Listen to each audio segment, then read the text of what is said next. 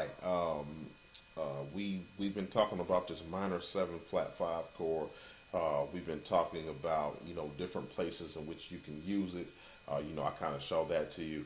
Now I want to talk about how to manipulate it so that you can get more out of it. Okay. So the basic approach we talked about was this right here, or this. I even covered this.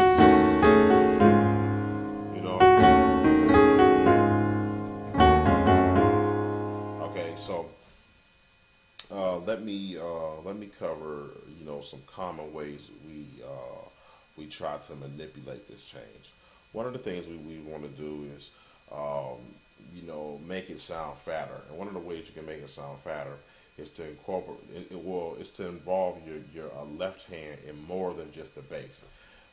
We've been pretty standard with just but our left hand has just been doing bass stuff. Well, we can do our left hand like this. We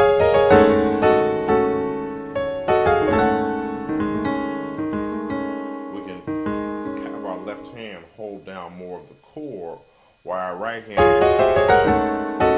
does like some more type of flowery stuff.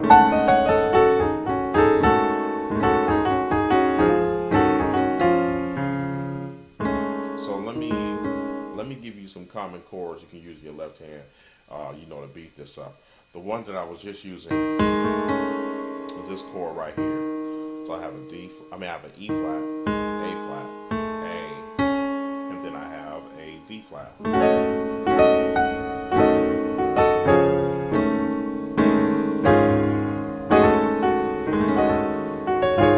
And what's nice about that chord is that you still have your bass note covered. You also have some dissonance in there, your two notes fighting. So you got that going on. So that's one possibility with your left hand. Let's cover another one. Another one is just to forget about the dissonance and just to play the E flat, G flat, A, and the D flat. And that still has your chord thick. Has it thick. It has a nice and it really still frees up your right hand to do some more flowery type stuff. Okay. So that's another approach to it. So we have this chord, we have this chord. These are two that we can use, and I'm just going to stop there for right now. So I want to get into some right hand technique. So some right hand technique that we can utilize is some more like two-finger type of movement. So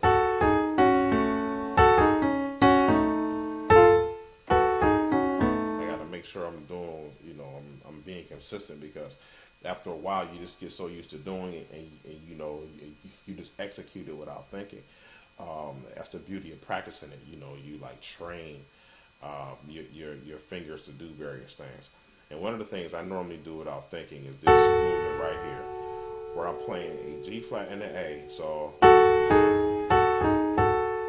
G flat and the A, you can kind of see my fingering. I'm using my pointer and my ring finger. So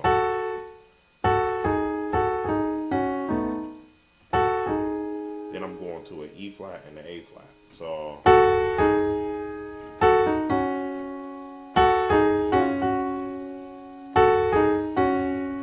then I'm going to a D flat, G flat. So and then I'm doing A and an E flat. So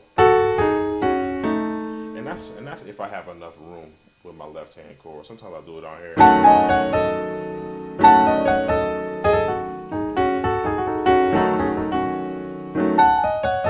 So you see that? So you see how that sounds?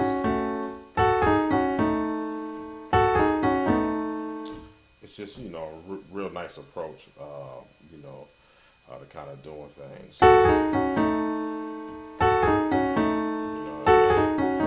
So that kind of opens you up, and you can use, like I said, you can use either chord, or this the second one. You're going back there. to the 5 with the D flat. Let me do something else. Another approach would be to do something like this. So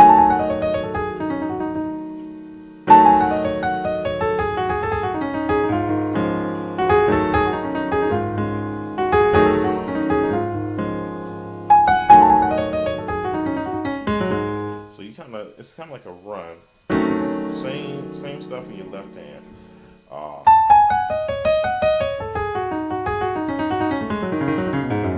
So basically what I'm doing A flat, G flat, so to the E flat. So then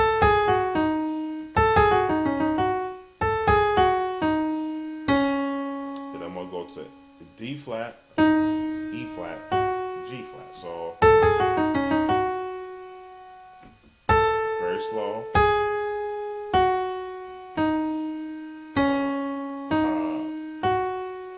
And then we're gonna go back down. Same thing we just did.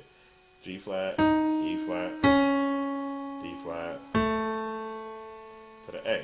So let's do it all real slow.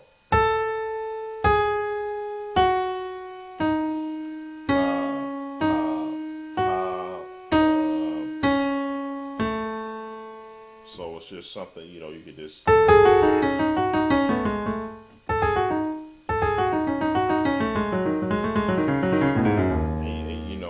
once you get it with speed, or even if you don't necessarily have it with speed, you can even just do